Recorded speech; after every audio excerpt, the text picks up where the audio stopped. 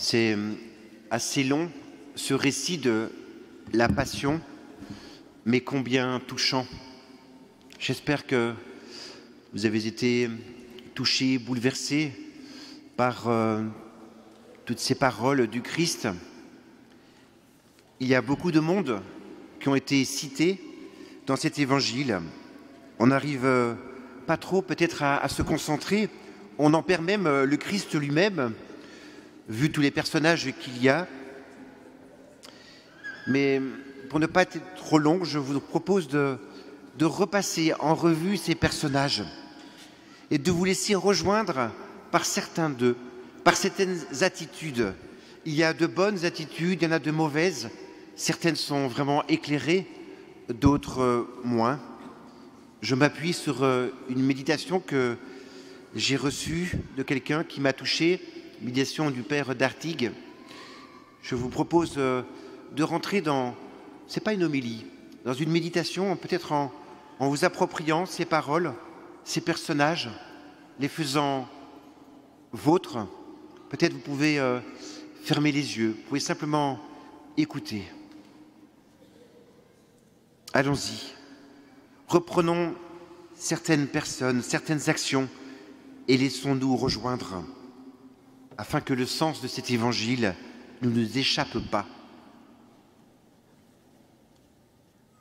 Il y a tout d'abord les disciples qui préparent la Pâque.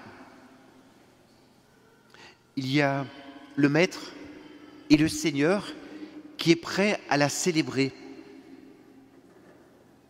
Il y a les 12 qui s'attristent et qui se mettent à douter. Il y a Jacques et Jean qui ne veillent ni ne prient.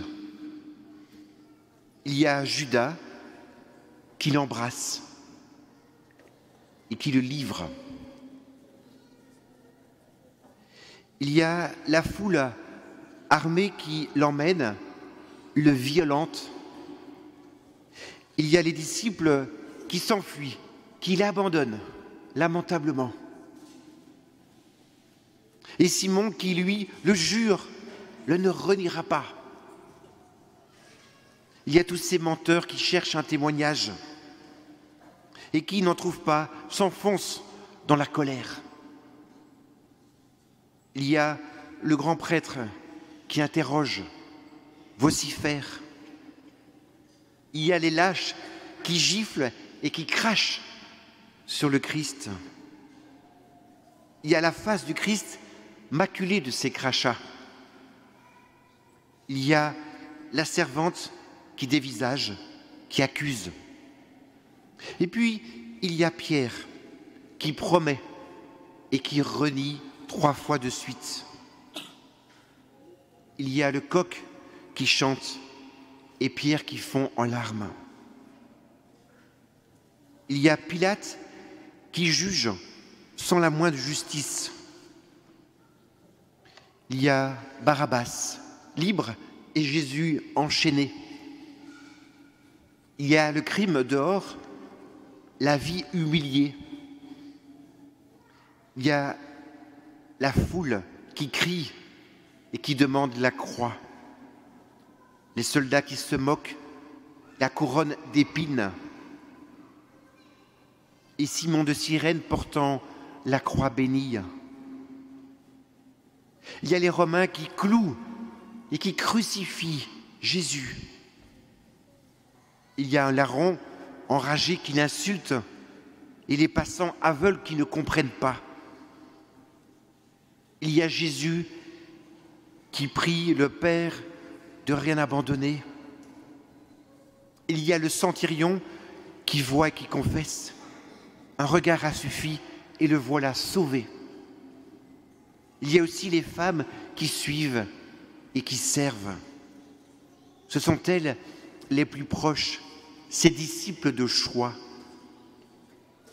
Il y a Joseph d'Arimathie qui mendie le corps précieux de Jésus inanimé.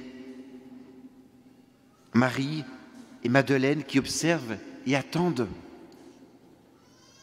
Il y a donc tout ce monde à la Passion. Il y a tout ce monde et aujourd'hui, il y a moi. Il y a moi qui peux choisir. Je peux choisir de suivre ou de m'enfuir.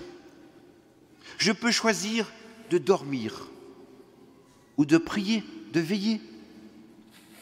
Je peux choisir de haïr ou d'aimer.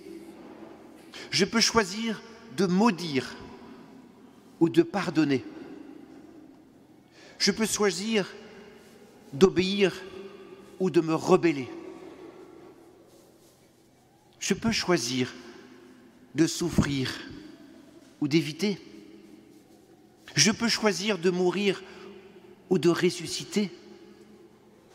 Je peux choisir Jésus ou Barabbas. Je peux choisir de suivre le Christ maintenant dans sa passion.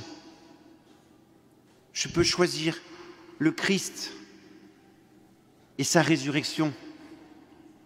Je peux choisir le Christ dans ma vie comme soutien. Je peux choisir le Christ. Choisir le Christ. Le Christ